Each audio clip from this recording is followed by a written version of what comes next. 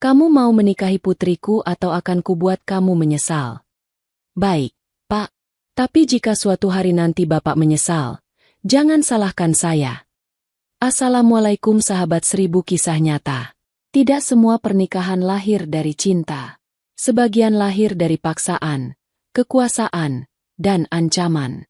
Seorang sopir miskin dipaksa menikahi putri seorang jenderal polisi yang berkuasa. Semua orang menertawakan. Semua orang meremehkan. Tak ada yang tahu, pernikahan itu bukan akhir, melainkan awal dari runtuhnya sebuah kekuasaan besar. Karena sopir miskin itu bukan orang biasa. Dan 1 bulan kemudian, sang jenderal harus menelan penyesalan yang tak bisa ditarik kembali. Inilah kisah tentang dosa masa lalu, keadilan yang tertunda, dan cinta yang lahir dari luka terdalam. Sahabat, sebelum kita mulai ceritanya, mari semuanya untuk like, share, komen dari daerah mana kalian mendengarkan kisah ini, dan bagi pendengar pertama, selamat datang di channel 1000 Kisah Nyata. Jangan lupa subscribe channel ini ya, agar kamu tidak ketinggalan kisah-kisah penuh inspirasi yang menggetarkan hati lainnya. Kami doakan yang sudah like dan subscribe channel ini semoga rezekinya selalu mengalir deras, segala urusan selalu dipermudah, dan doanya semoga diijabah oleh Allah Subhanahu wa Ta'ala. Amin ya Rabbal Alamin. Jangan lupa juga tekan tombol loncengnya, agar kamu jadi orang pertama yang tahu saat video terbaru hadir. Sekarang mari kita mulai ceritanya. Pagi itu, gerbang besi rumah Jenderal Polisi Surya terbuka pelan. Bunyi engselnya berat, seperti menegaskan bahwa rumah ini bukan rumah biasa. Halamannya luas, lantainya rapi, dan kamera keamanan menempel di beberapa sudut dinding. Udara masih dingin, tapi suasananya terasa kaku, seperti ada aturan tak tertulis yang harus dipatuhi siapapun yang melangkah masuk. Arga berdiri di depan pos satpam dengan baju sederhana yang sudah disetrika rapi. Sepatu hitamnya bukan sepatu mahal, tapi bersih. Rambutnya dipotong pendek, wajahnya tenang, dan matanya tidak banyak bergerak. Ia membawa tas kecil berisi pakaian ganti dan beberapa berkas yang sudah ia siapkan sejak malam. Satpam memeriksanya dari atas sampai bawah tanpa senyum. Lalu menerima kartu identitas dan surat penugasan. Setelah beberapa menit menunggu, satpam itu mengangguk kecil dan membuka pintu samping. Arga melangkah masuk tanpa menengok kiri kanan terlalu lama. Ia tidak ingin terlihat kagum, apalagi terlihat takut. Ia hanya berjalan lurus, seperti orang yang paham tempatnya, meski sebenarnya dadanya menahan banyak hal yang tidak keluar dari wajahnya. Di teras, seorang kepala rumah tangga bernama Pak Darsa sudah menunggu. Usianya sekitar 50. Tatapannya tajam tapi suaranya datar. Ia tidak banyak bicara, hanya memberi arahan singkat. Arga mengangguk, menunduk sopan, lalu mengikuti Pak Darsa melewati lorong panjang. Dinding rumah itu penuh foto berbingkai. Ada foto Jenderal Surya memakai seragam lengkap, ada foto bersama tokoh penting, ada pula foto di podium, tangan terangkat, wajah tegas, mata menatap jauh. Setiap bingkai seperti mengingatkan bahwa yang punya rumah ini bukan orang yang bisa dibantah. Arga berhenti sebentar di depan garasi. Pintu garasi terbuka sebagian, memperlihatkan 2 mobil hitam mengilap dan 1 mobil putih yang tampak baru. Semua kendaraan tertata rapi seperti pasukan yang sedang menunggu perintah. Bau kulit jok dan pengharum mobil terasa kuat, bersih, dingin. Pak Darsa menyerahkan kunci mobil hitam kepada Arga. Mulai hari ini kamu yang bawa mobil ini. Baik. Arga menerima kunci itu tanpa banyak ekspresi. Tangannya mantap. Ia tidak gemetar. Ia tidak terlihat terlalu senang.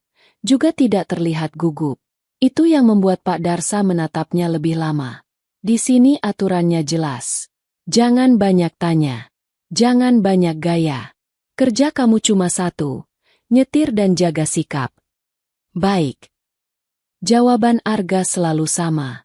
Tidak panjang. Tidak pendek. Sopan. Nang. Pak Darsa mengajak Arga berkeliling sebentar. Menunjukkan ruang tunggu ajudan, pintu belakang yang sering dipakai untuk keluar masuk tanpa keramaian, dan tempat di mana Arga harus menunggu jika jenderal belum siap berangkat.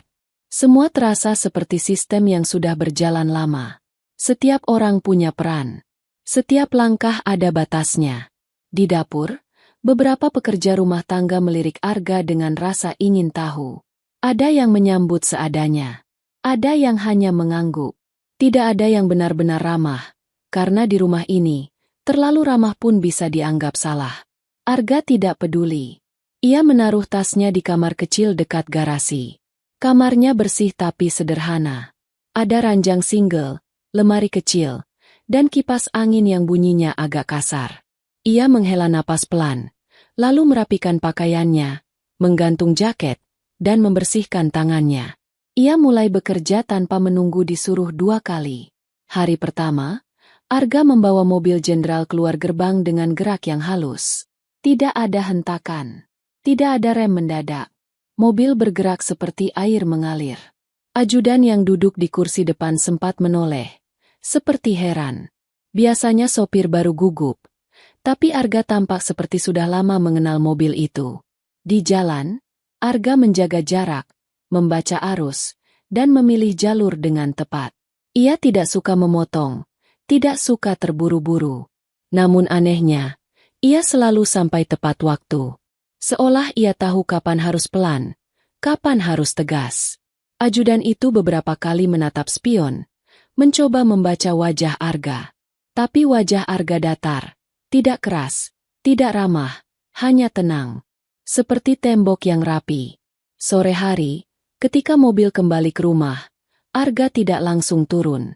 Ia memeriksa ban, mengecek kaca, mengelap sisa debu di pintu, lalu memastikan mobil terkunci rapi.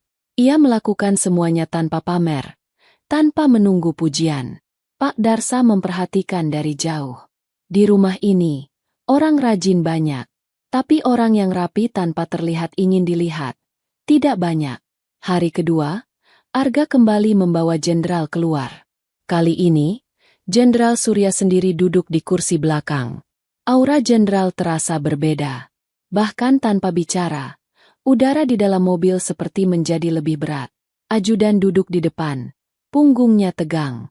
Pakaiannya rapi, sikapnya hati-hati. Jenderal Surya menatap keluar jendela beberapa saat. Lalu suaranya terdengar, dalam dan tegas. Kamu sopir baru. Benar, Pak. Jenderal tidak langsung menjawab. Ia menatap spion tengah, melihat mata Arga. Ada jeda yang terasa panjang. Seperti jenderal sedang menimbang sesuatu yang tak terlihat. Kamu dari mana? Dari kampung, Pak. Pernah kerja di mana? Pernah nyetir angkutan barang, Pak. Jenderal kembali diam. Mobil terus melaju. Arga menjaga kecepatan stabil. Di setiap belokan, ia menurunkan gas dengan halus. Tidak ada gerakan yang berlebihan. Setelah beberapa menit, Jenderal Surya bicara lagi. Nyetir kamu rapi. Terima kasih, Pak. Jenderal mengangguk kecil. Hanya kecil. Tapi bagi orang-orang di rumah itu, anggukan kecil dari Jenderal Surya lebih berarti daripada 1000 kata. Hari ketiga, Arga mulai hafal kebiasaan jenderal. Jenderal tidak suka menunggu. Jenderal tidak suka suara musik. Jenderal tidak suka sopir banyak bicara. Arga memenuhi semuanya seperti orang yang dibuat untuk pekerjaan itu.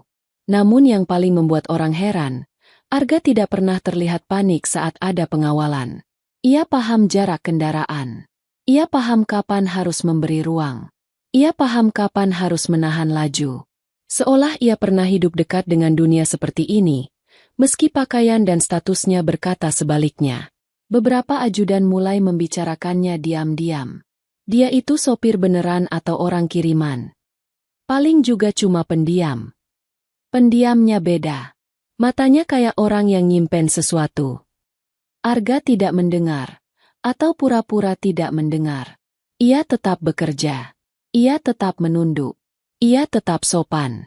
Namun ada satu momen kecil yang membuat nama Arga mulai tertanam di kepala Jenderal Surya. Siang itu, mobil jenderal hampir terserempet motor di perempatan. Ajudan refleks berteriak kaget. Tapi Arga tidak panik. Ia menggerakkan setir sedikit, menginjak rem dengan tekanan yang tepat, dan menahan mobil tetap stabil. Tidak ada hentakan keras. Jenderal di belakang tidak sampai terlempar. Bahkan gelas air di tempat minum tidak tumpah. Setelah situasi aman, Arga kembali melaju seperti tidak terjadi apa-apa. Di kursi belakang, Jenderal Surya menatap spion lebih lama. Kamu refleksnya cepat. Sudah biasa di jalan, Pak. Jenderal kembali diam. Tapi diamnya kali ini berbeda. Seperti ada rasa suka yang muncul perlahan. Bukan suka seperti teman, tapi suka seperti orang yang merasa menemukan alat yang tepat untuk melanjutkan hidupnya yang penuh aturan. Malam itu, setelah semua urusan selesai, Arga membersihkan mobil lebih lama dari biasanya. Ia mengelap dashboard, memeriksa bagasi, memastikan tidak ada barang yang tertinggal. Ia juga menatap ke arah rumah besar itu, ke lantai atas, tempat lampu kamar jenderal masih menyala. Wajah Arga tetap tenang, tapi dadanya seperti menahan sesuatu yang berat. Ia menarik napas pelan, lalu menunduk lagi, melanjutkan pekerjaannya. Hari berganti. Pagi berikutnya, suasana rumah Jenderal Surya sedikit berbeda. Ada gerak yang lebih ramai. Beberapa pekerja mondar-mandir. Dapur lebih sibuk. Pak Darsa bahkan memeriksa halaman 2 kali. Seperti rumah ini sedang menyiapkan sesuatu. Arga berdiri di dekat garasi, menunggu perintah. Ia mendengar beberapa bisikan. Putri Jenderal pulang hari ini. Iya, dari liburan panjang. Pak Darsa tegang dari pagi. Arga tidak bereaksi. Ia hanya menatap lantai sebentar, lalu menatap mobil. Tangannya merapikan kunci yang tergantung di pinggang. Menjelang siang, sebuah mobil lain masuk gerbang. Mobil itu bukan milik jenderal. Tapi begitu mobil itu masuk, semua pekerja seperti otomatis menegakkan badan. Seperti ada aturan lain yang ikut masuk bersama kendaraan itu. Pintu mobil terbuka. Amara turun perlahan. Tubuhnya gemuk, jelas terlihat. Bukan gemuk yang disembunyikan, bukan gemuk yang ditutup dengan pakaian besar, tapi gemuk yang selalu menjadi alasan orang menatapnya berbeda. Ia memakai pakaian yang rapi, rambutnya ditata, dan wajahnya sebenarnya cantik. Namun di balik riasan tipisnya, ada mata yang sering menahan sakit. Ia melangkah masuk sambil membawa tas kecil. Beberapa pekerja menyapa dengan suara yang dibuat ramah, tapi mata mereka menyimpan komentar yang tidak keluar. Amara menahan semuanya dengan senyum tipis yang tampak sudah ia latih sejak lama. Saat itu Arga sedang berdiri di sisi garasi, sedikit tertutup bayangan atap. Ia baru saja menutup pintu mobil jenderal setelah memeriksa bagian dalam. Gerakannya tenang, rapi, seperti tidak ada yang tergesa. Amara melirik ke arah garasi. Matanya berhenti. Di sana, ada seorang pria yang berdiri tegap dengan pakaian sederhana. Wajahnya tidak tampan seperti pria di televisi, tapi ada sesuatu di wajah itu yang terasa berbeda. Bukan wajah yang minta dikasihani. Bukan wajah yang ingin menaklukkan. Wajah itu tenang seperti danau, tapi dalamnya seperti menyimpan badai. Arga menoleh karena merasa ada tatapan. Ia melihat Amara dari jarak beberapa meter. Ia tidak buru-buru menunduk. Ia tidak menatap lama. Ia hanya memberi hormat kecil dengan sikap sopan. Selamat datang, Nona. Amara tidak langsung menjawab. Dadanya seperti tertarik oleh sesuatu yang tidak bisa ia jelaskan. Seumur hidup, ia sering melihat pria memandangnya dengan tatapan meremehkan, tatapan kasihan, atau tatapan pura-pura manis yang ujungnya mengejek. Tapi tatapan Arga berbeda. Tatapan Arga tidak menilai, tidak menertawakan, tidak memandang tubuhnya sebagai bahan pembicaraan. Tatapan itu seperti menatap manusia apa adanya. Amara menelan ludah, lalu menjawab pelan, "Terima kasih." Ia melangkah masuk rumah, tapi langkahnya melambat sebentar. Seperti ia ingin menoleh lagi. Namun ia menahan, menjaga wibawa di depan pekerja. Di dalam rumah, Jenderal Surya menyambut putrinya dengan wajah tegas yang dibuat hangat. Amara memeluk ayahnya sebentar. Pelukannya singkat, tapi cukup untuk menunjukkan bahwa ia masih ingin merasa aman di rumah ini, walau rumah ini juga sering membuatnya merasa kecil. Sementara itu, di luar, Arga kembali pada pekerjaannya. Ia berdiri di samping mobil, menunggu instruksi berikutnya. Namun di lantai atas, dari balik pagar balkon, Amara diam-diam menatap ke arah garasi. Tatapannya turun perlahan, menemukan Arga yang sedang mengelap kaca mobil dengan teliti. Amara menempelkan tangannya ke pagar balkon, menarik napas panjang, lalu tersenyum kecil yang tidak diketahui siapapun. Hari itu, sesuatu mulai bergerak di rumah Jenderal Surya. Sesuatu yang terlihat seperti biasa, tapi diam-diam sedang menarik banyak benang menuju satu titik yang jauh lebih gelap. Sejak hari kepulangan Amara, suasana rumah Jenderal Surya perlahan berubah. Tidak ada perubahan besar yang langsung terlihat, tapi bagi orang-orang yang tinggal di dalamnya, ada sesuatu yang terasa berbeda. Seperti udara yang bergerak lebih pelan, namun membawa beban yang tak terlihat. Amara menghabiskan hari-harinya di rumah. Liburannya panjang, dan ia memang tidak sedang bekerja. Ia sering duduk di ruang keluarga, membaca atau menonton tanpa benar-benar memperhatikan. Kadang ia berdiri di dekat jendela lantai atas, memandang halaman luas rumah itu, tempat mobil-mobil keluar masuk dengan teratur. Dan hampir setiap kali ia berdiri di sana, matanya tanpa sadar mencari satu sosok. Arga. Sopir baru itu selalu terlihat sibuk, membersihkan mobil, memeriksa mesin, berdiri menunggu perintah dengan sikap tegap. Tidak pernah terlihat mondar-mandir tanpa tujuan. Tidak pernah terlihat bercanda berlebihan seperti beberapa sopir sebelumnya. Ia seperti orang yang tahu persis kapan harus bergerak, dan kapan harus diam. Amara memperhatikannya dari jauh. Bukan dengan tatapan penasaran seperti biasanya ia memandang pria. Lebih seperti rasa heran yang pelan-pelan tumbuh. Ada ketenangan pada diri Arga yang membuat Amara merasa aman, meski mereka belum saling mengenal. Di sisi lain, Arga menjalani hari-harinya seperti biasa. Ia bekerja tepat waktu, bangun lebih pagi dari semua orang, menyiapkan mobil sebelum diperintah. Ia tidak pernah menatap Amara lebih lama dari yang pantas. Jika berpapasan, ia menunduk sopan. Jika bicara, suaranya rendah dan singkat. Namun Arga tahu. Ia tahu Amara sering memperhatikannya. Ia bisa merasakan tatapan itu, meski tidak selalu melihatnya langsung. Tatapan yang berbeda dari tatapan orang-orang lain di rumah ini. Tatapan yang tidak meremehkan. Tidak memandang rendah. Tatapan yang jujur. Suatu sore, Jenderal Surya meminta Arga mengantarnya ke sebuah pertemuan penting.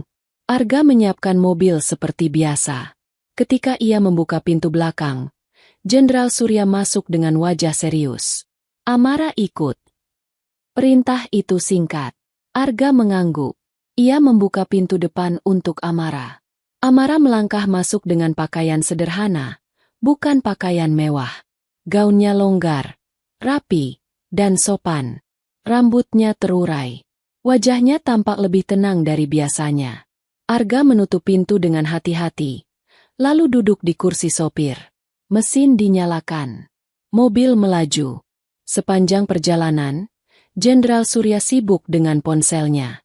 Amara duduk diam di kursi belakang, menatap keluar jendela. Sesekali pandangannya jatuh ke arah spion tengah.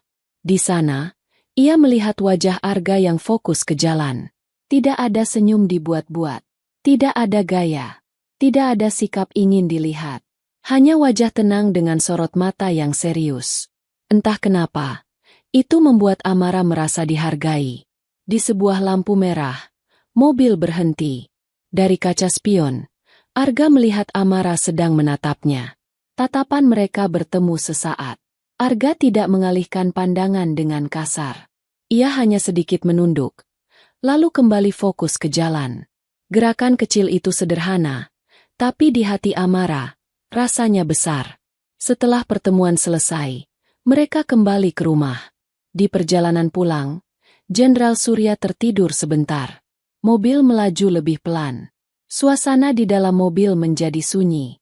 Amara akhirnya berbicara pelan. "Mas." Arga menoleh lewat spion, menunggu. "Nyetir kamu enak." Arga sedikit terkejut, tapi suaranya tetap tenang. "Terima kasih, Nona." Itu bukan pujian basa-basi.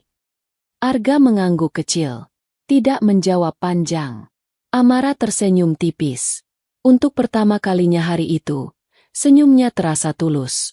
Sejak saat itu, Amara mulai mencari alasan untuk turun ke halaman.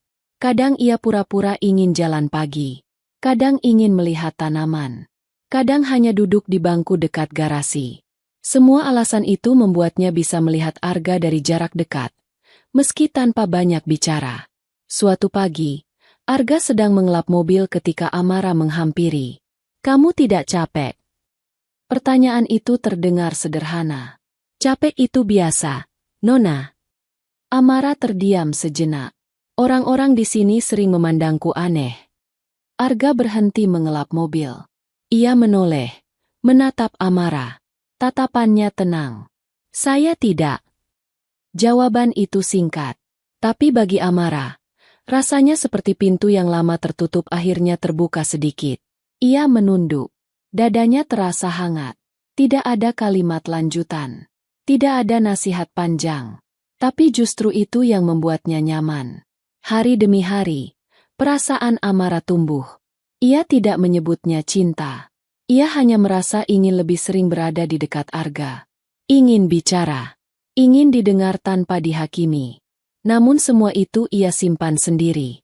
Sementara itu, di mata Jenderal Surya, Arga semakin terlihat sebagai sopir yang sempurna. Tidak pernah terlambat. Tidak pernah melanggar. Tidak pernah membuat masalah. Bahkan beberapa ajudan lama mulai tersingkir tanpa disadari, karena Arga selalu siap menggantikan. "Anak itu cocok di rumah ini." Kalimat itu keluar dari mulut Jenderal Surya suatu malam, saat makan malam bersama keluarga besar. Beberapa orang mengangguk setuju. Tidak ada yang membantah. Amara yang duduk di ujung meja menunduk pelan. Jantungnya berdetak lebih cepat. Kata-kata ayahnya seperti memberi ruang pada perasaan yang selama ini ia pendam. Malam itu, Amara tidak bisa tidur. Ia duduk di ranjang, memeluk bantal, menatap kosong ke arah jendela. Bayangan wajah Arga muncul terus di pikirannya. Tatapan tenang itu, sikap yang tidak merendahkan. Di kepalanya, kenangan lama berputar. Tawa orang-orang yang mengejek tubuhnya. Pandangan kasihan yang membuatnya merasa kecil. Pria-pria yang mendekat hanya karena status ayahnya, bukan dirinya. Arga berbeda. Ia tidak mendekat karena kekuasaan. Ia tidak menjaga jarak karena tubuhnya. Ia hanya bersikap seperti manusia kepada manusia. Pagi berikutnya, Amara menemui ayahnya di ruang kerja. Ayahnya sedang membaca berkas. Wajahnya serius seperti biasa. "Ayah." Jenderal Surya mengangkat kepala. "Ada apa?" Amara menarik napas. Tangannya gemetar sedikit, tapi suaranya berusaha tetap stabil. "Aku mau menikah." Jenderal Surya terdiam. Ia menatap putrinya lama. "Dengan siapa?" Amara menunduk, lalu mengangkat wajahnya. "Dengan Arga." Ruangan itu seketika sunyi. Jam dinding berdetak pelan. Jenderal Surya tidak langsung marah. Tidak langsung tertawa. Ia hanya menatap Amara, seolah memastikan ia tidak salah dengar. "Dia sopir." "Iya." "Dia orang miskin." "Aku tahu." "Dia tidak selevel denganmu." Amara mengangkat kepala. Matanya basah, tapi suaranya tegas. "Selama ini, aku juga tidak pernah dianggap selevel oleh siapapun." Jenderal Surya berdiri. Wajahnya mengeras. "Ini bukan main-main." "Aku juga tidak main-main, yah." Jenderal Surya berjalan mondar-mandir. Di kepalanya, harga diri dan kekuasaan beradu dengan keinginan putrinya. Namun melihat wajah Amara yang jarang memohon, hatinya goyah. Ia berhenti, lalu berkata dingin, "Panggil dia." Arga dipanggil ke ruang kerja jenderal. Ia masuk dengan langkah tenang.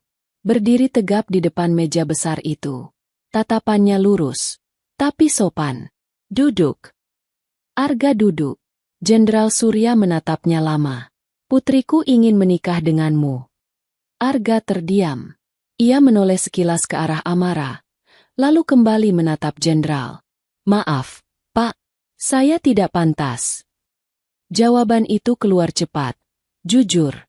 Namun wajah Jenderal Surya berubah. Kamu menolak.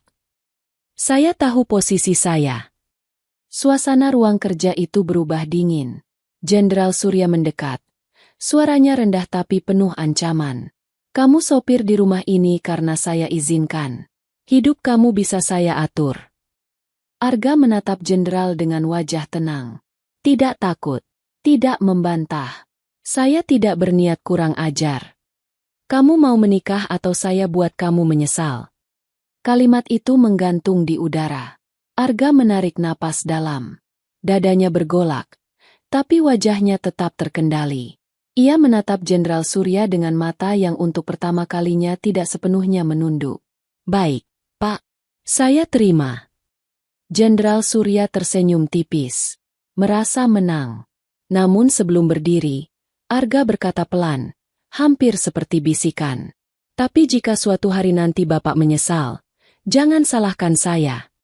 Kata-kata itu membuat ruangan terasa lebih sempit. Amara menatap Arga dengan mata bergetar. Jenderal Surya terdiam sesaat, lalu tertawa kecil. Ia tidak tahu, kalimat itu bukan ancaman kosong. Dan sejak hari itu, roda takdir mulai berputar jauh lebih cepat. Keputusan itu menyebar cepat di dalam rumah Jenderal Surya. Bukan lewat pengumuman resmi, bukan pula lewat percakapan terbuka, melainkan melalui bisik-bisik yang berpindah dari dapur ke lorong, dari garasi ke ruang tamu. Sopir baru itu akan menikah dengan putri jenderal. Kalimat itu terdengar aneh, bahkan sulit dipercaya, tapi nyatanya benar. Bagi banyak orang di rumah itu, pernikahan tersebut terasa seperti lelucon yang dipaksakan menjadi nyata. Persiapan dilakukan dengan cepat. Terlalu cepat untuk sebuah pernikahan yang seharusnya sakral. Tidak ada cerita panjang tentang cinta. Tidak ada proses mengenal keluarga. Semua berjalan lurus seperti perintah militer. Tanggal ditentukan. Tempat disiapkan. Undangan dipilih oleh orang-orang kepercayaan jenderal. Amara mengikuti semuanya dengan perasaan campur aduk. Di satu sisi, ia bahagia karena pria yang ia kagumi akan menjadi suaminya. Di sisi lain, ada rasa bersalah yang tidak bisa ia jelaskan. Ia tahu Arga tidak memilih ini dengan bebas. Ia tahu ayahnya menggunakan kekuasaan untuk memaksa. Setiap kali ia mencoba bicara dengan Arga, lelaki itu selalu menjaga jarak. Sikapnya tetap sopan, tapi lebih dingin dari sebelumnya. Mas. Arga menoleh. Ada yang ingin kamu sampaikan. Amara ragu. Kata-kata itu berhenti di tenggorokan. Tidak. Tidak apa-apa. Arga mengangguk pelan dan kembali pada pekerjaannya. Di balik ketenangannya, Arga menyimpan gelombang yang tak terlihat. Ia tahu langkah ini berbahaya. Ia tahu pernikahan ini bukan sekadar ikatan antara dua manusia. Ini adalah pintu yang akan membawanya masuk lebih dalam ke inti kekuasaan Jenderal Surya. Dan pintu itu kini terbuka. Hari pernikahan tiba. Rumah besar itu dipenuhi orang. Bukan kerabat dekat, melainkan tokoh-tokoh penting, kolega jenderal, dan orang-orang yang datang bukan karena ingin merayakan cinta, melainkan karena ingin terlihat hadir. Senyum-senyum palsu bertebaran. Ucapan selamat terdengar datar. Amara tampil dengan gaun sederhana, tidak berlebihan. Wajahnya dirias lembut. Ia tampak cantik, meski kegugupan jelas terlihat di matanya. Ketika ia berdiri di samping Arga, beberapa tamu berbisik tanpa berusaha menutupi suara. Sayang sekali. Putri Jenderal. Dengan sopir. Arga mendengar semuanya. Ia berdiri tegap, mengenakan setelan sederhana yang dipinjamkan. Wajahnya tetap tenang. Tidak ada amarah. Tidak ada rasa malu yang ditunjukkan. Hanya ketenangan yang membuat orang sulit menebak isi kepalanya. Jenderal Surya berdiri di barisan depan. Wajahnya puas. Ia merasa telah menyelesaikan urusan dengan caranya sendiri. Putrinya menikah. Sopir itu terikat. Segalanya di bawah kendali. Akad berlangsung singkat. Kata-kata sakral diucapkan. Tangan Arga menggenggam tangan Amara dengan kuat, tapi tidak dingin, tidak juga hangat. Genggaman itu terasa seperti janji yang belum sepenuhnya terucap. Saat semuanya selesai, Tepuk tangan terdengar. Kamera-kamera mengambil gambar. Senyum dipaksakan. Pernikahan itu resmi di mata hukum dan masyarakat. Namun di balik semua itu, rumah besar itu tidak pernah benar-benar menerima Arga. Sejak hari pertama sebagai menantu, Arga diperlakukan berbeda. Ia tidak lagi hanya dianggap sopir. Ia dianggap pengganggu. Orang yang tidak tahu diri. Orang miskin yang berani masuk ke lingkaran atas. Keluarga besar jenderal memandangnya dengan dingin. Ajudan lama menatapnya dengan tatapan penuh curiga. Bahkan beberapa pekerja rumah tangga mulai berbicara lebih kasar. Dulu cuma sopir. Sekarang sok jadi keluarga. Arga mendengar, tapi tidak menanggapi. Ia tetap menjalani rutinitasnya. Bangun pagi, membersihkan mobil, mengantar jenderal, mengantar Amara jika diminta. Ia tidak berubah. Namun satu hal berubah. Arga kini memiliki akses. Ia bisa masuk ke ruang-ruang yang dulu tertutup. Ia bisa mendengar percakapan yang dulu tidak pernah ia dengar. Ia bisa melihat kebiasaan yang selama ini tersembunyi. Malam hari, ketika rumah mulai sepi, Arga sering duduk di ruang kerja kecil yang diberikan padanya. Di sana, ia menatap dinding kosong sambil memikirkan langkah berikutnya. Ia mencatat jam, mencatat kebiasaan, mencatat siapa keluar masuk rumah pada waktu tertentu. Semuanya ia simpan di kepala. Amara mulai menyadari perubahan sikap orang-orang terhadap suaminya. Ia melihat bagaimana Arga diperlakukan dengan dingin saat makan bersama. Ia mendengar nada suara yang sengaja direndahkan. Dan setiap kali itu terjadi, dadanya terasa sesak. Maafkan aku. Kalimat itu pernah ia ucapkan pelan suatu malam. Arga menatapnya lama. Kamu tidak salah. Jawaban itu membuat Amara menunduk dan menangis diam-diam. Hari-hari berlalu. Pernikahan yang seharusnya menjadi awal kebahagiaan justru dipenuhi tekanan. Namun di balik semua itu, Arga semakin leluasa bergerak. Ia mulai keluar malam dengan alasan membeli keperluan. Kadang ia pulang larut. Kadang sebelum subuh. Tidak ada yang benar-benar memperhatikan. Karena di mata mereka, Arga tetaplah orang kecil yang tidak dianggap penting. Padahal justru di malam-malam itulah, Arga mulai menyusun sesuatu. Ia menemui orang-orang lama, menggali informasi, menghubungkan potongan cerita yang tersebar. Nama Jenderal Surya mulai muncul di tempat-tempat yang tidak seharusnya. Dokumen lama mulai berpindah tangan. Sementara itu, di rumah, Jenderal Surya merasa hidupnya berjalan normal. Ia masih disegani, masih dihormati, masih memegang kendali. Ia tidak menyadari bahwa 1 bulan yang ia anggap remeh, perlahan berubah menjadi jalan menuju penyesalan. Amara mulai melihat sisi lain dari suaminya. Arga tidak lagi sekadar sopir pendiam. Ada kecerdasan dalam caranya berbicara. Ada kedalaman dalam sikapnya. Kadang, ketika Arga terdiam lama, Amara merasa suaminya sedang menatap masa lalu yang berat. Namun setiap kali ia bertanya, Arga hanya menjawab singkat, "Nanti." Satu kata itu membuat Amara semakin penasaran. Di rumah besar itu, roda waktu terus bergerak. Pernikahan yang dipaksakan telah terjadi. Ikatan yang lahir dari ancaman telah terjalin. Dan tanpa disadari siapapun, fondasi kekuasaan Jenderal Surya mulai retak, sedikit demi sedikit, dari dalam rumahnya sendiri.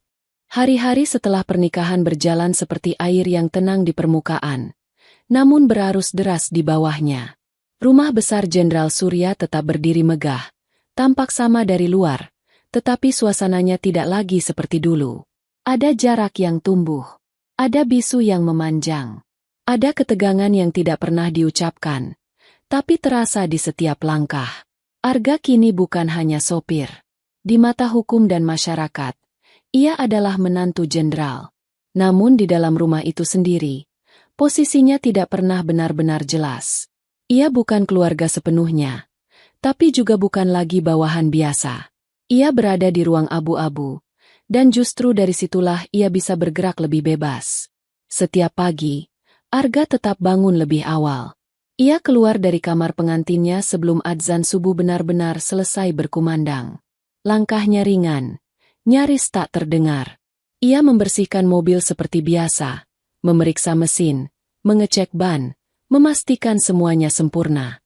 Tidak ada yang berubah dari kebiasaannya, seolah pernikahan itu tidak pernah menggeser perannya. Namun bagi orang-orang di rumah itu, kehadiran Arga terasa semakin mengganggu. Beberapa ajudan lama mulai menunjukkan sikap terang-terangan. Nada bicara mereka berubah. Tatapan mereka tidak lagi sekadar dingin, tapi menusuk. Setiap kali Arga lewat, pembicaraan mendadak terhenti. Sekarang enak ya? Langsung naik kelas. Kalimat-kalimat itu tidak pernah diarahkan langsung ke wajah Arga, tapi cukup keras untuk didengar. Arga tidak menoleh.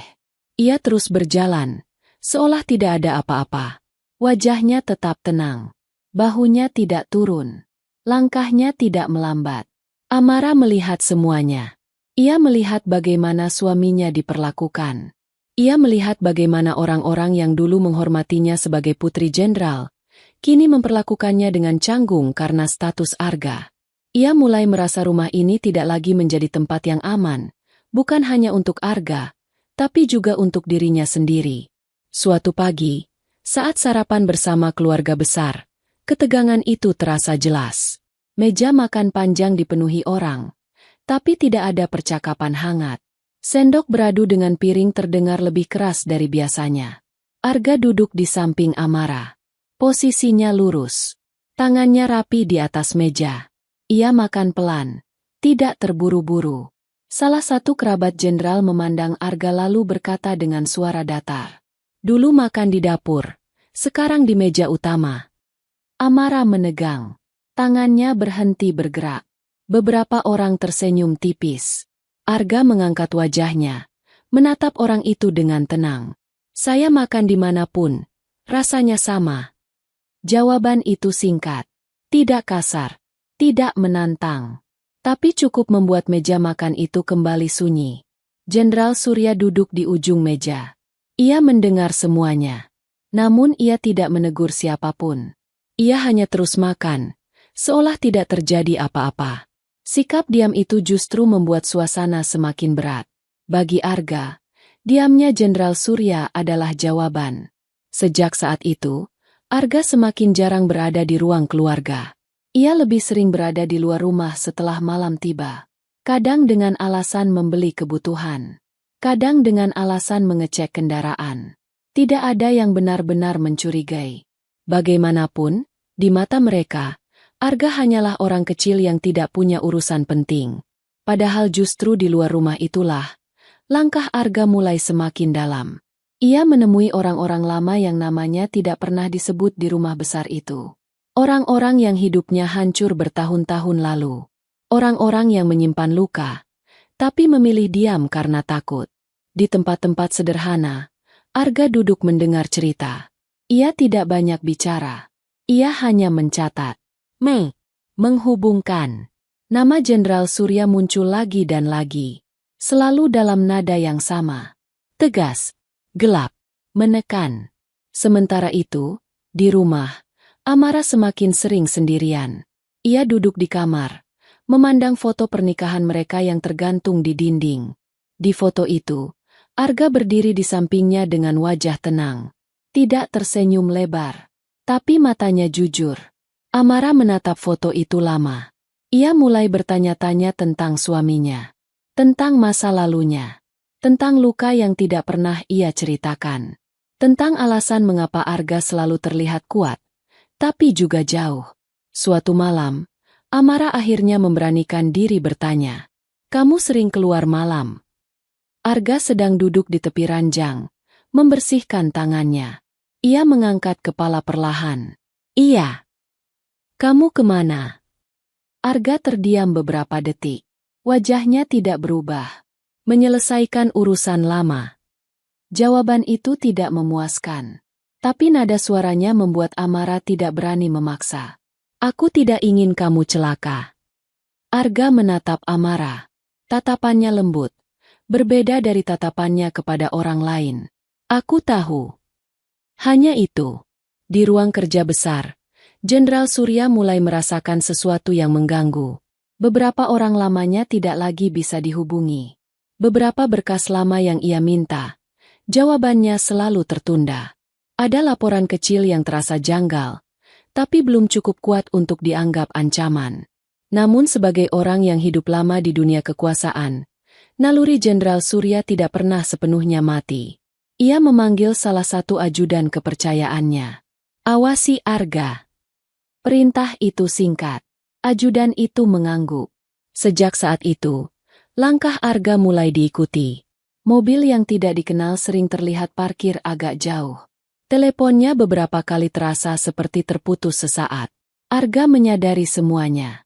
Tapi ia tidak menghentikan langkahnya. Ia justru semakin rapi.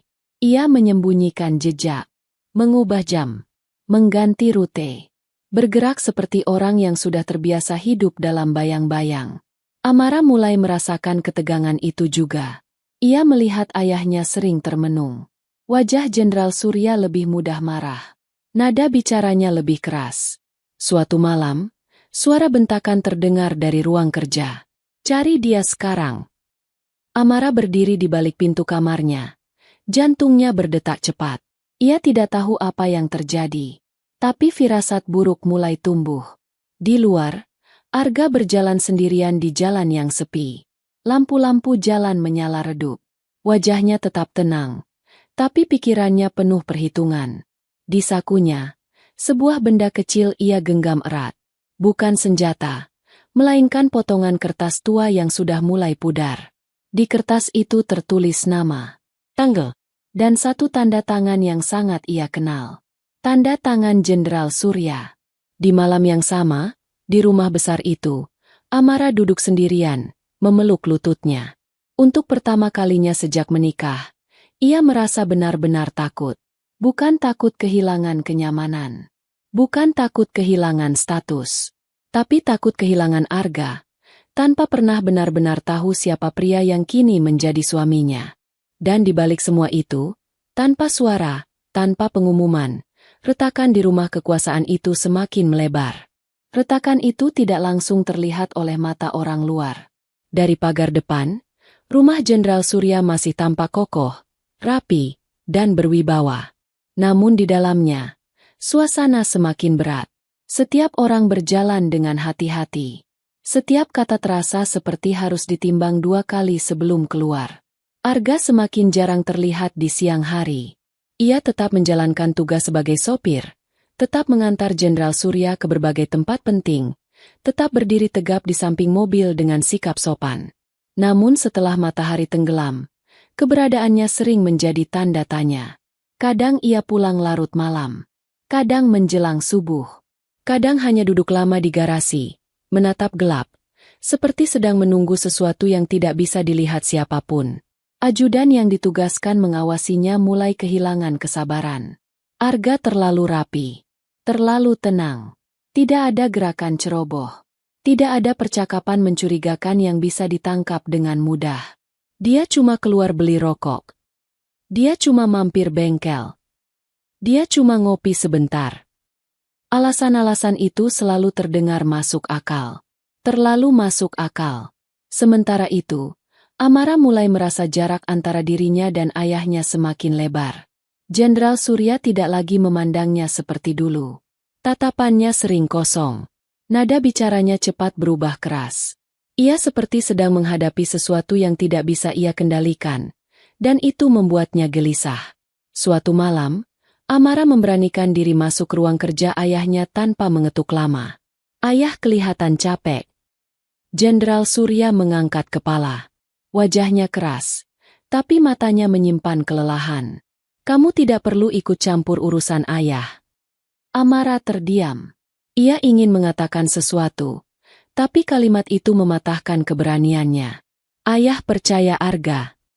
Kalimat itu akhirnya keluar pelan. Jenderal Surya menatap putrinya tajam. "Kenapa kamu bertanya begitu?" Amara menggeleng. "Aku cuma merasa ada yang berubah." Jenderal Surya berdiri. Ia berjalan mendekat. Suaranya rendah. "Dunia ini tidak sesederhana yang kamu kira. Orang yang terlihat paling patuh justru sering menyimpan niat." Kata-kata itu membuat Amara bergidik. Di kamar, Amara duduk lama setelah percakapan itu. Ia memeluk bantal, mencoba memahami semuanya. Ia mencintai Arga, tapi ia juga tidak ingin kehilangan ayahnya. Dua dunia itu seperti saling bertabrakan di dalam kepalanya. Di sisi lain, Arga duduk di sebuah rumah kecil di pinggir kota. Rumah itu tampak sederhana. Catnya mulai mengelupas. Di ruang tamu yang sempit, ia duduk berhadapan dengan seorang pria tua berambut memutih. Pria itu menatap Arga dengan mata yang berkaca-kaca. "Kamu masih hidup?" Arga mengangguk pelan. "Aku kembali." Pria tua itu menunduk. Tangannya gemetar. "Kami pikir kamu mati waktu itu." Arga menatap lantai. Dadanya terasa sesak. "Aku hampir mati." Percakapan malam itu panjang. Nama-nama disebut satu persatu. Tanggal-tanggal lama diingat kembali. Luka-luka lama yang selama ini dipendam kembali terbuka. Setiap cerita selalu berujung pada satu nama. Setiap kali nama itu disebut, rahang Arga mengeras. Tangannya mengepal, lalu perlahan mengendur. Ia sudah belajar menahan diri. Ia tidak datang untuk melampiaskan amarah. Ia datang untuk menuntaskan sesuatu yang lebih besar. Sebelum pergi, pria tua itu menyerahkan sebuah map coklat tua. "Ini yang kami simpan selama ini." Arga menerima map itu dengan hati-hati. Isinya adalah salinan dokumen lama. Foto-foto buram. Potongan laporan yang sengaja disembunyikan. Semua tentang operasi ilegal bertahun-tahun lalu. Semua tentang keluarga Arga. Malam semakin larut ketika Arga kembali ke rumah jenderal. Ia masuk lewat pintu samping. Langkahnya ringan. Di dalam rumah, lampu-lampu sebagian sudah padam. Semua tampak tidur. Arga tidak langsung ke kamar. Ia berjalan ke ruang kerja kecil yang kini bisa ia akses sebagai menantu. Ia menutup pintu perlahan, lalu membuka map itu di atas meja. Tangannya bergetar sesaat, lalu kembali stabil. Ia membaca satu persatu. Nama ayahnya, nama ibunya, tanggal kejadian. Catatan singkat tentang korban yang disebut sebagai kerusakan sampingan. Kerusakan sampingan. Arga menutup mata. Napasnya tertahan. Dadanya terasa panas. Tapi wajahnya tetap kaku. Ia tidak menangis. Ia sudah terlalu lama menunggu momen ini. Di luar ruang kerja, seseorang berdiri diam. Seorang ajudan. Ia mendengar suara kertas dibuka. Ia mendekat, mencoba mengintip dari celah pintu. Namun Arga sudah menyadarinya. Ia menutup map, mematikan lampu, lalu membuka pintu dengan gerakan tiba-tiba. Ajudan itu terkejut. Wajahnya pucat. "Ada yang bisa saya bantu?" Suara Arga datar. Tatapannya tajam. Ajudan itu gugup. "Tidak, saya cuma lewat." Arga mengangguk pelan. "Kalau begitu, silakan." Ajudan itu pergi dengan langkah cepat. Keesokan paginya, Jenderal Surya menerima kabar yang membuat dadanya berdebar. Salah satu rekan lamanya ditemukan terlibat kasus lama yang tiba-tiba mencuat. Media mulai bertanya. Teleponnya tidak berhenti berdering. Jenderal Surya memandang layar ponselnya lama.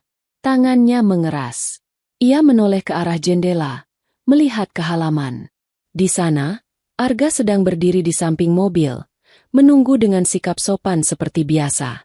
Tatapan mereka bertemu sesaat. Arga menunduk hormat. Jenderal Surya tidak membalas. Untuk pertama kalinya dalam hidupnya, Jenderal Surya merasakan sesuatu yang jarang ia rasakan. Tidak pasti. Dan di dalam rumah itu, tanpa suara, tanpa bentakan, rahasia yang terkubur puluhan tahun mulai bergerak menuju cahaya. Sejak kabar itu mencuat, Jenderal Surya tidak lagi tidur nyenyak.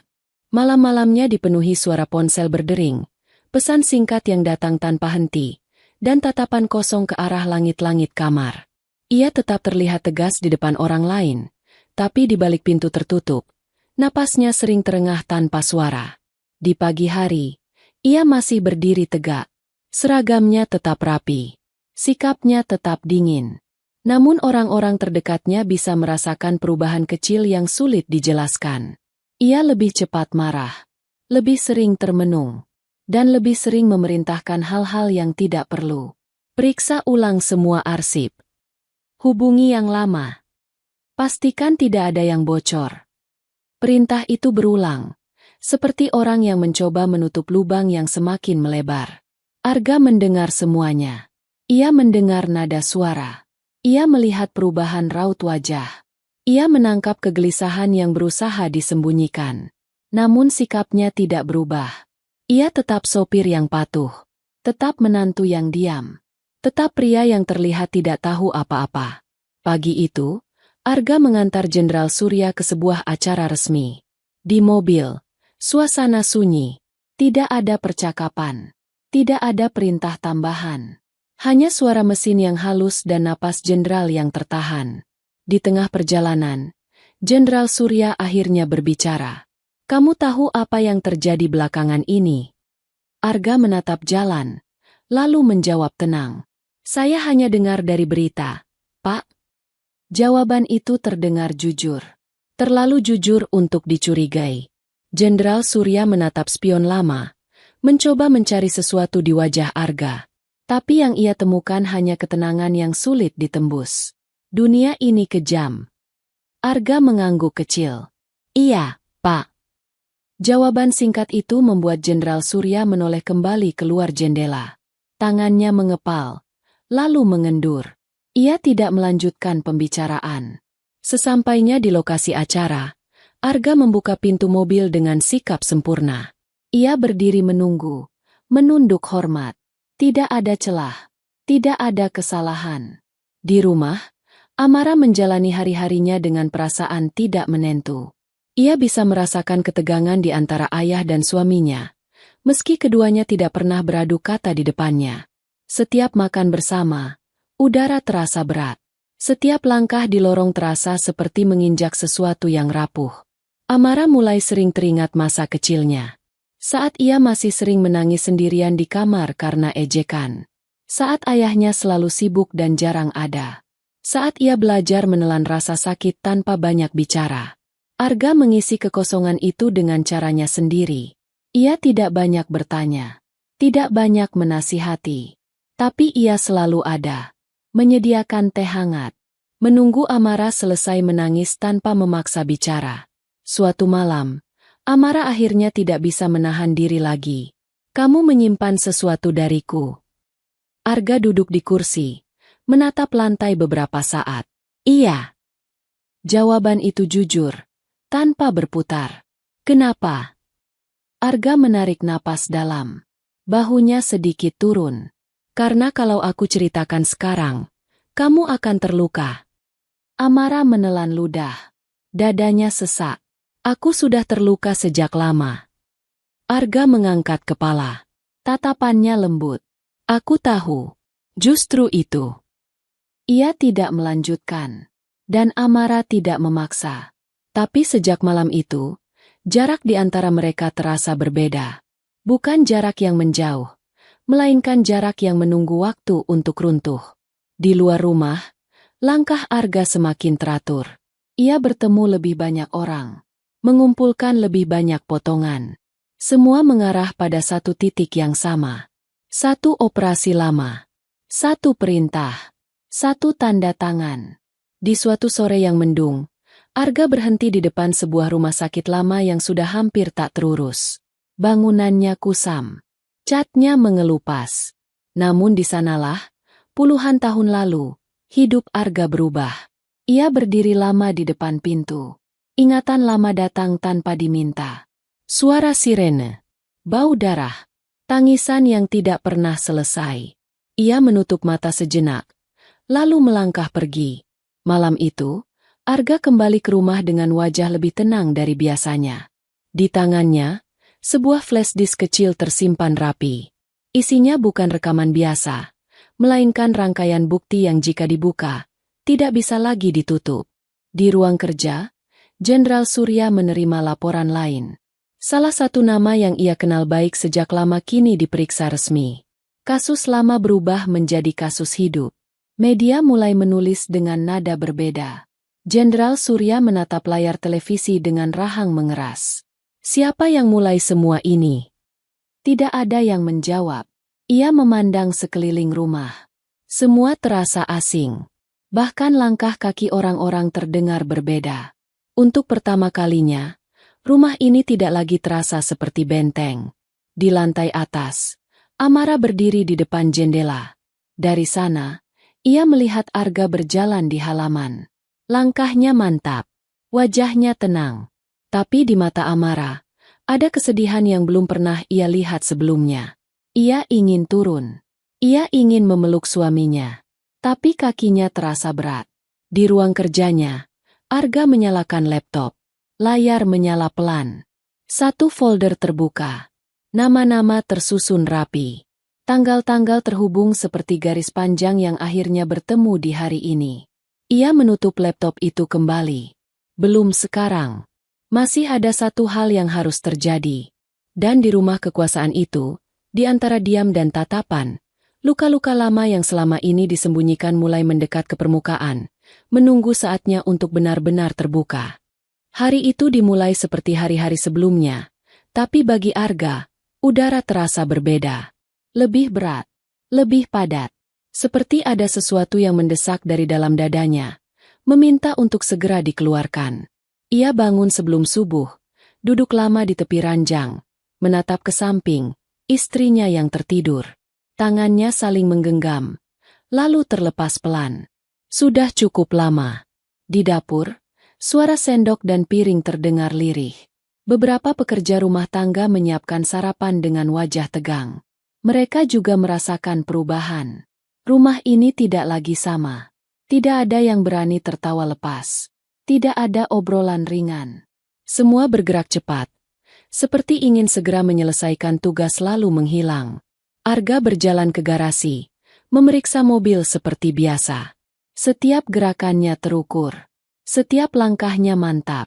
Jika dilihat dari luar, ia tetap sopir yang sama. Tapi di dalam dirinya, ada keputusan besar yang sudah bulat. Jenderal Surya keluar rumah dengan langkah cepat. Wajahnya terlihat lebih tua dari biasanya. Garis-garis di keningnya semakin dalam. Matanya merah, bukan karena marah, tapi karena kurang tidur. Kita ke kantor. Perintah itu singkat. Arga mengangguk dan membuka pintu mobil. Perjalanan berlangsung sunyi. Tidak ada suara radio. Tidak ada percakapan.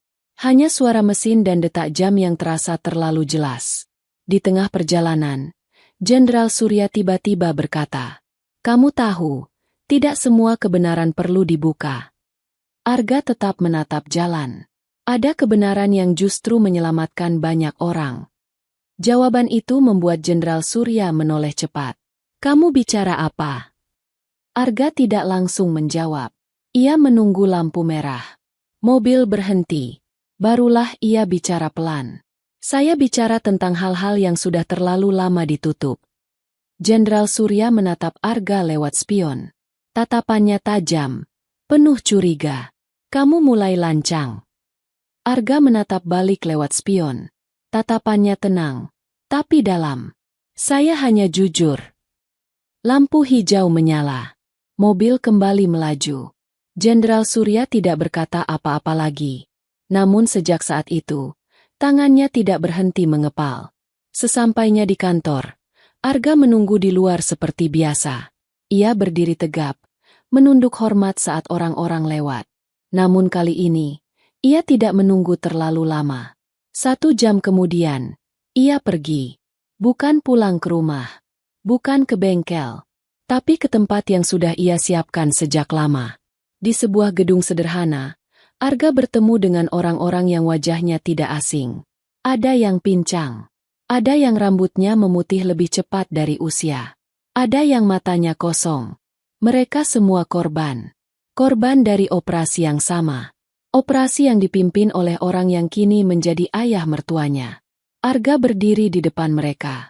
Suaranya tidak keras, tapi jelas. Hari ini, semua ini akan berakhir. Beberapa orang menunduk. Beberapa mengepalkan tangan. Tidak ada sorak. Tidak ada teriakan. Hanya napas berat yang keluar pelan-pelan. Sementara itu, di rumah, Amara merasakan kegelisahan yang tidak bisa ia jelaskan. Sejak pagi, dadanya terasa sesak. Ia mencoba menghubungi Arga, tapi tidak diangkat.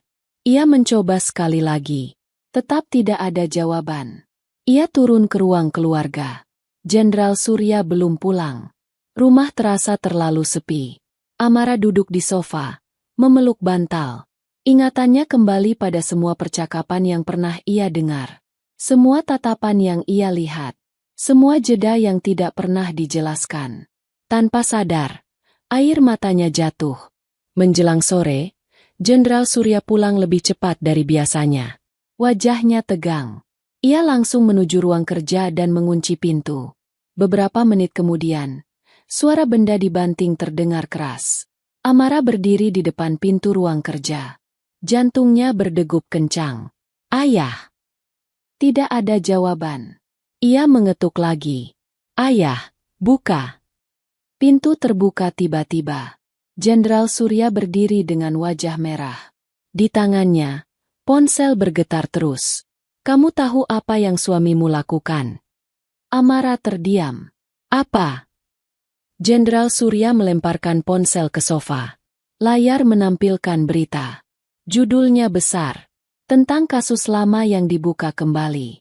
Tentang operasi ilegal. Tentang korban yang selama ini hilang. Nama Jenderal Surya disebut, meski belum secara resmi. Amara membaca dengan mata gemetar. Itu tidak mungkin. Jenderal Surya tertawa pendek, pahit. Dia yang mulai. Amara mengangkat wajahnya. Arga. Jenderal Surya berjalan mondar-mandir. Dia menyamar. Dia masuk rumah ini. Dia menikahimu. Semua untuk menghancurkanku. Kata-kata itu menghantam Amara seperti pukulan keras. Kakinya melemah. Ia berpegangan pada meja. Tidak. Dia bukan siapa yang kamu kira. Air mata Amara jatuh deras. Namun di balik tangisnya, potongan-potongan kecil mulai menyatu. Semua keanehan. Semua rahasia. Semua luka di mata Arga.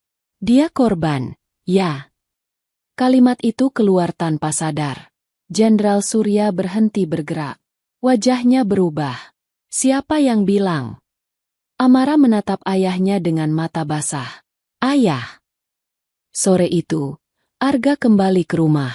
Langkahnya mantap, meski dadanya bergejolak.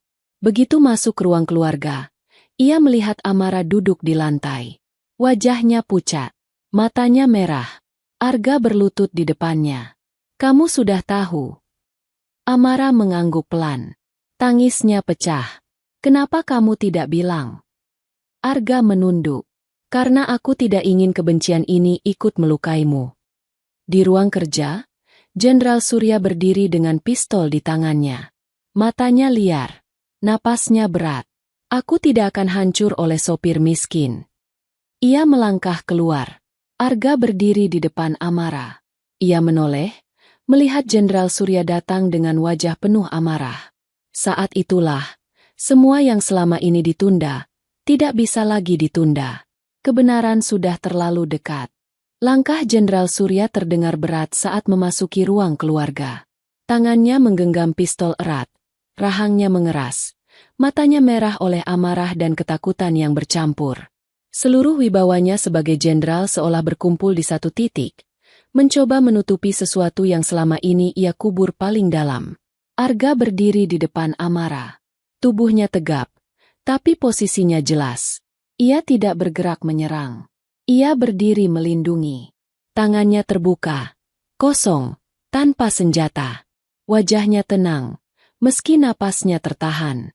Amara mendongak perlahan. Ketika melihat pistol di tangan ayahnya, tangisnya terhenti seketika. Matanya membesar, tubuhnya gemetar. Ia tidak pernah membayangkan rumah ini berubah menjadi tempat seperti ini. Letakkan itu, yah. Suara Amara lirih, tapi jelas. Suara seorang anak yang memohon, bukan menantang. Jenderal Surya tidak menjawab. Matanya tidak lepas dari Arga. Kamu. Suaranya serak. Kamu masuk ke rumahku.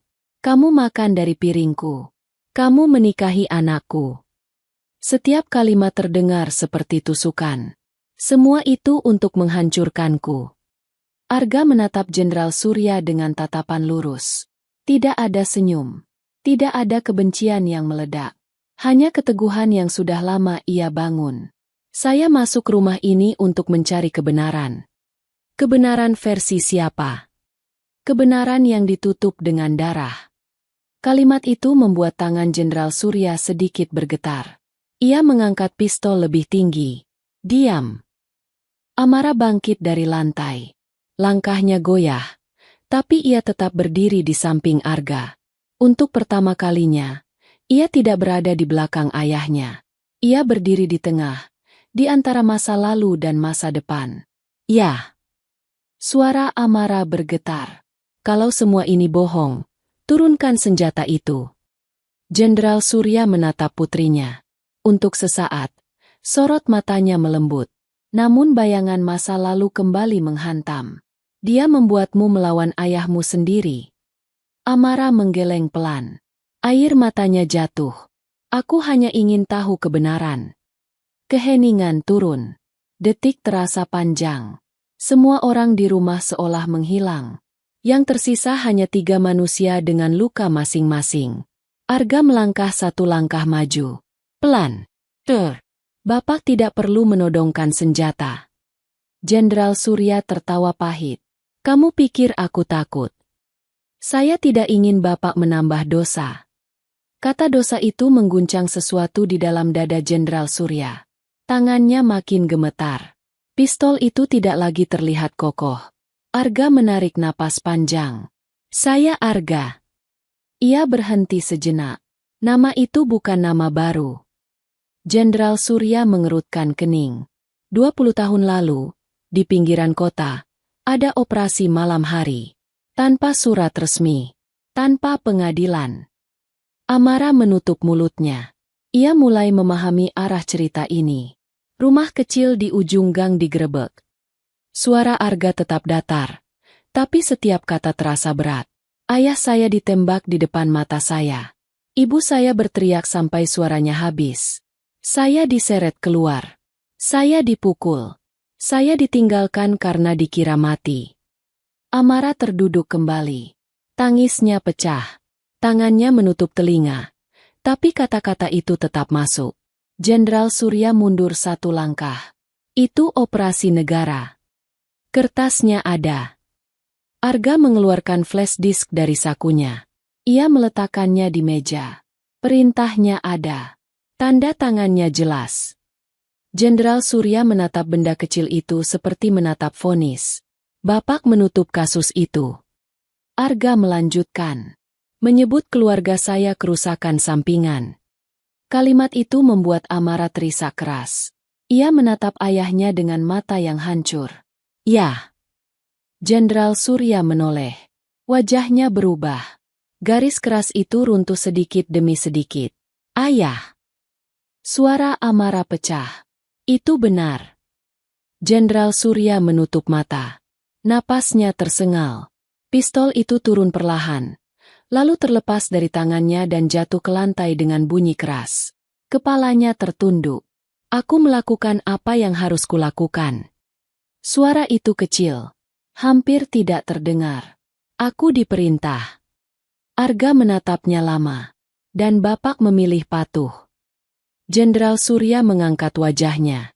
Matanya basah.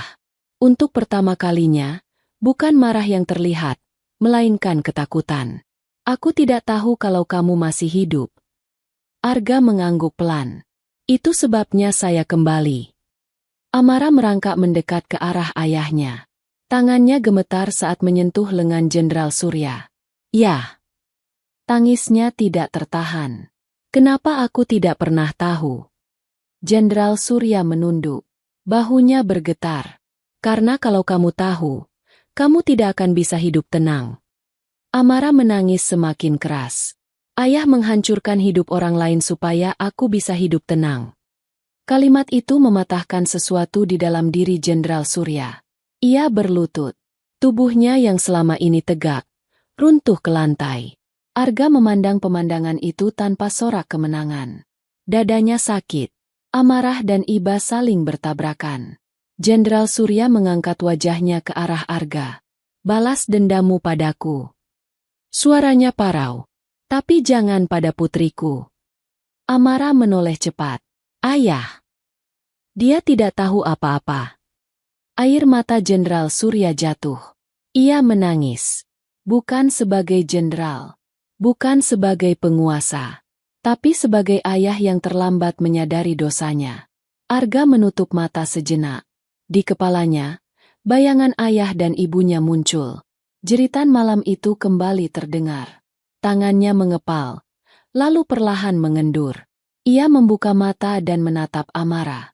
Wajah wanita itu penuh luka, tapi juga penuh ketulusan. Di titik itulah, Arga menyadari sesuatu. Dendam telah membawanya sejauh ini. Tapi keputusan berikutnya akan menentukan siapa dirinya sebenarnya. Dan di rumah besar yang dulu penuh kekuasaan itu, 3 manusia terjebak dalam keheningan yang tidak bisa lagi diputar ulang. Keheningan di ruang keluarga terasa begitu pekat. Tidak ada yang berani bergerak. Tidak ada yang berani bicara. Suara napas Jenderal Surya yang terengah masih terdengar jelas, bercampur dengan isak Amara yang belum juga reda. Arga berdiri di tempatnya. Tubuhnya tegap, tapi bahunya terasa berat. Seolah menanggung beban puluhan tahun yang akhirnya jatuh bersamaan. Matanya menatap lantai, lalu perlahan terangkat. Menatap sosok pria yang dulu ia anggap sebagai bayangan paling gelap dalam hidupnya. Jenderal Surya masih berlutut. Kepalanya tertunduk. Tangannya gemetar. Tidak lagi memegang senjata. Tidak lagi memegang kendali. Seluruh pangkat, kehormatan, dan kekuasaan yang selama ini ia banggakan runtuh dalam satu malam. Apapun yang akan kamu lakukan. Suara Jenderal Surya terdengar parau. Aku terima. Arga tidak langsung menjawab. Ia melangkah pelan ke arah meja, mengambil flash disk yang tadi ia letakkan. Ia menggenggam benda kecil itu erat. Di dalamnya tersimpan bukti. Nama, tanggal, rekaman, kesaksian. Semua cukup untuk menjatuhkan seorang jenderal. Namun juga cukup untuk menghancurkan sebuah keluarga. Amara menatap Arga dengan mata basah. Tatapan itu penuh ketakutan. Bukan karena kehilangan harta atau status, tapi karena takut kehilangan satu-satunya orang yang membuatnya merasa diterima sepenuhnya. Arga. Suara Amara lirih. Arga menoleh. Untuk sesaat, semua kebencian di dadanya goyah.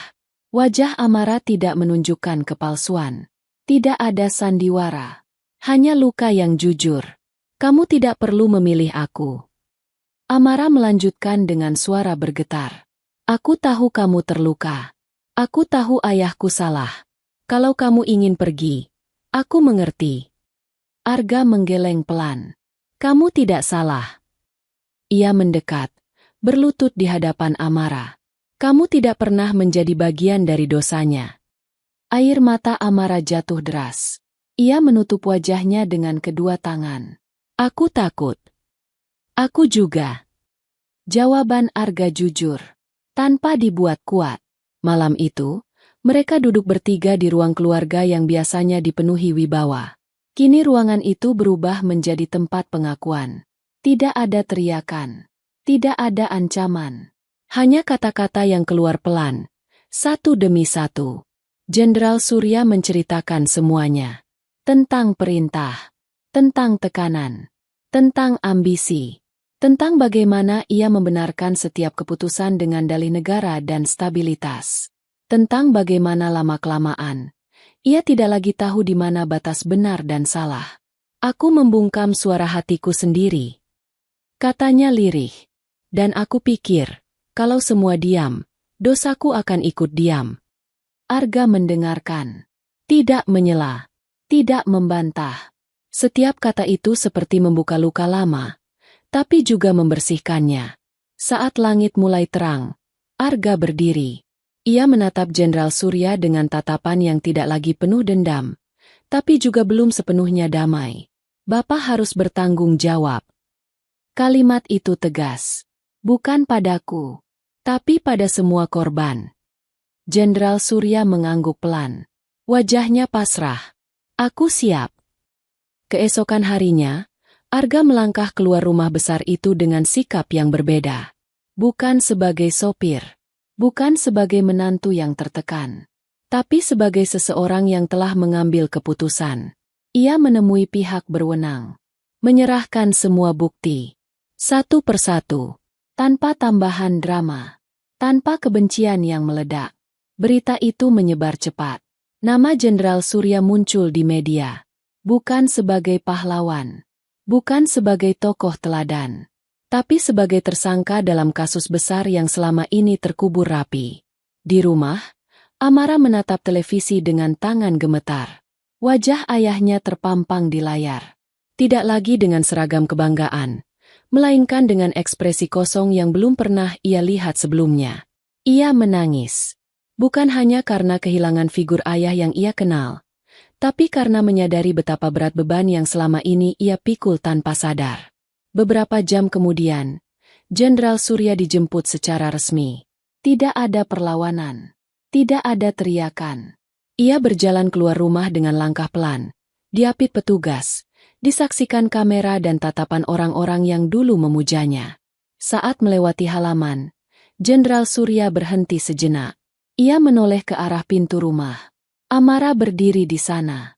Matanya basah. Tangannya menutup mulutnya. Jenderal Surya menunduk. Tidak ada kata perpisahan. Tidak ada pembelaan.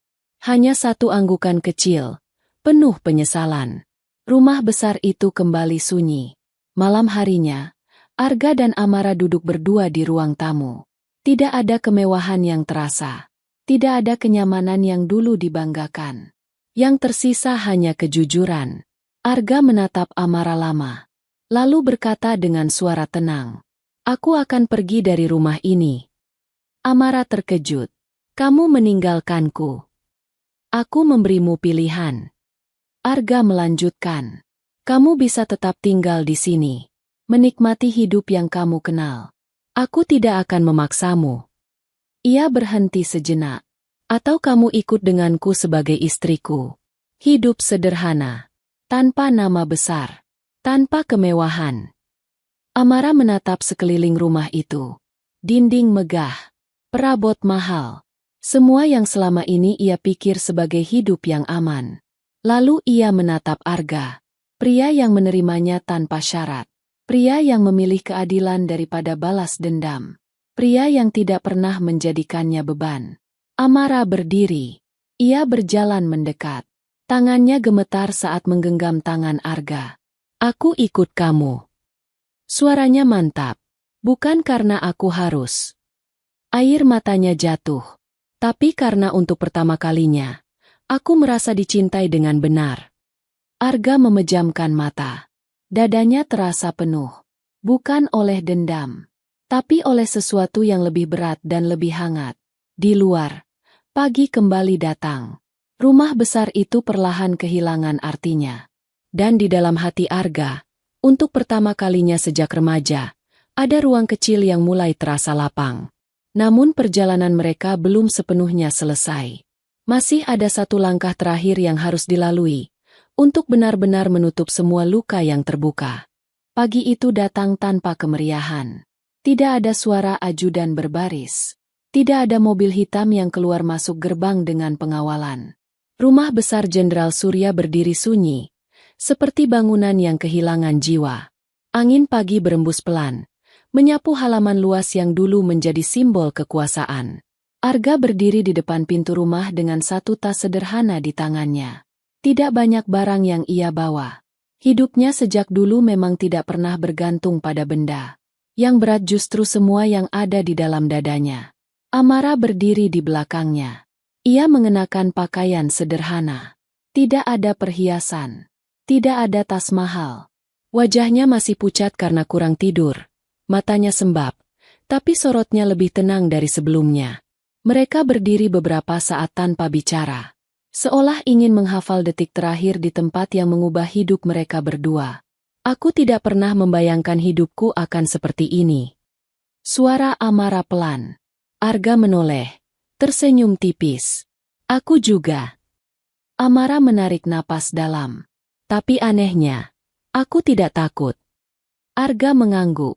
Itu karena kamu memilih, bukan dipilihkan. Mereka melangkah keluar bersama. Gerbang besar yang dulu terasa menakutkan kini terbuka tanpa suara. Tidak ada yang menghentikan mereka. Tidak ada yang bertanya. Tidak ada yang menahan. Di luar, jalanan pagi masih lengang. Sebuah kendaraan sederhana menunggu. Bukan mobil mewah, hanya kendaraan biasa yang cukup membawa mereka pergi. Saat mereka naik, Amara menoleh sekali lagi ke arah rumah itu. Rumah yang memberinya segalanya, tapi juga mengambil banyak hal darinya. Ia menutup matanya sejenak, lalu berpaling. Perjalanan mereka dimulai tanpa iring-iringan, tanpa sorot kamera, tanpa nama besar. Hari-hari berikutnya berjalan pelan. Arga dan Amara tinggal di sebuah rumah kecil di pinggiran kota. Rumah itu tidak luas, tapi cukup. Dindingnya sederhana, halamannya sempit. Namun setiap pagi, cahaya matahari masuk tanpa terhalang, membawa kehangatan yang tidak pernah mereka rasakan sebelumnya. Arga bekerja apa saja yang bisa ia lakukan. Kadang mengantar barang, kadang membantu bengkel, kadang hanya memperbaiki pagar tetangga. Ia tidak memilih pekerjaan berdasarkan gengsi. Baginya, kerja adalah cara bertahan, bukan alat untuk menindas. Amara belajar menyesuaikan diri. Ia memasak sendiri. Ia membersihkan rumah. Ia belajar tersenyum tanpa merasa diawasi. Tidak mudah. Ada hari-hari ketika ia menangis diam-diam karena rindu pada kenyamanan lama. Tapi setiap kali ia melihat Arga pulang dengan wajah lelah namun jujur, hatinya menguat kembali. Suatu sore, Amara duduk di depan rumah, memandang jalan kecil di depannya. Anak-anak bermain, tertawa lepas. Tidak ada yang mengenalnya sebagai putri jenderal. Tidak ada yang menatapnya dengan prasangka. Ia tersenyum kecil. Arga duduk di sampingnya, menyerahkan segelas air. Kamu menyesal? Amara menggeleng. Aku akhirnya merasa menjadi diriku sendiri. Arga menatapnya lama. Ada rasa hangat yang tidak pernah ia rasakan sejak keluarganya direnggut paksa bertahun-tahun lalu. Di tempat lain, proses hukum berjalan. Jenderal Surya menghadapi semuanya tanpa perlawanan. Kesaksian korban satu persatu bermunculan. Luka-luka lama akhirnya mendapat ruang untuk diakui. Tidak semua orang puas. Tidak semua bisa disembuhkan. Tapi kebenaran tidak lagi disembunyikan. Arga mengikuti perkembangannya dari jauh. Ia tidak datang ke pengadilan. Ia tidak ingin melihat pria itu sebagai pusat hidupnya lagi. Baginya, keadilan bukan tentang menyaksikan seseorang jatuh, tapi tentang memastikan luka tidak lagi ditutup dengan kebohongan. Suatu malam, Arga duduk sendirian di luar rumah kecil mereka. Langit gelap, tapi penuh bintang. Ia menatap ke atas, mengingat wajah ayah dan ibunya. Mengingat rumah kecil yang dulu hangus dalam satu malam. Ayah, ibu. Ia berbisik pelan. Semua sudah selesai. Air mata jatuh tanpa suara. Bukan air mata marah. Bukan air mata dendam. Tapi air mata yang akhirnya dilepas. Di dalam rumah, Amara memandang punggung suaminya dari balik jendela. Ia tahu Arga masih membawa luka. Tapi kini luka itu tidak lagi sendirian. Ia keluar, duduk di samping Arga, menyandarkan kepala di bahunya. Aku di sini. Arga menutup mata. Untuk pertama kalinya, ia merasa tidak perlu lagi menahan segalanya sendiri. Waktu berjalan. Kehidupan sederhana itu tidak selalu mudah. Tapi jujur, setiap tawa terasa nyata. Setiap lelah terasa bermakna. Mereka belajar saling memahami tanpa paksaan. Tanpa bayang-bayang kekuasaan. Amara yang dulu selalu merasa kurang, kini belajar mencintai dirinya sendiri. Arga yang dulu hidup untuk satu tujuan, kini belajar hidup untuk hari esok.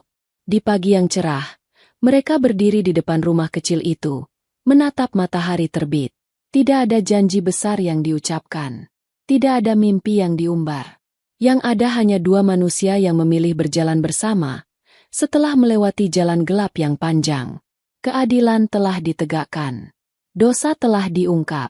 Dan cinta, tanpa teriak dan tanpa paksaan, akhirnya menemukan tempatnya. Di dunia yang sering memaksa orang menjadi sesuatu yang bukan dirinya, Arga dan Amara memilih satu hal yang sederhana: menjadi manusia. Cerita selesai. Sahabat, kekuasaan bisa menutup kebenaran untuk waktu yang lama. Namun kebenaran selalu menemukan jalannya sendiri. Arga memilih keadilan, bukan dendam. Amara memilih cinta, bukan kemewahan. Dan dari rumah besar yang runtuh oleh dosa, lahirlah kehidupan sederhana yang dibangun dengan kejujuran. Jika cerita ini menyentuh hatimu, jangan lupa dukung channel ini agar kisah-kisah penuh makna terus bisa kami bagikan untukmu. Dengan klik like, komen dan share, dan agar kami semakin semangat menyajikan kisah-kisah inspiratif lainnya. Sampai jumpa di cerita berikutnya. Wassalamualaikum warahmatullahi wabarakatuh.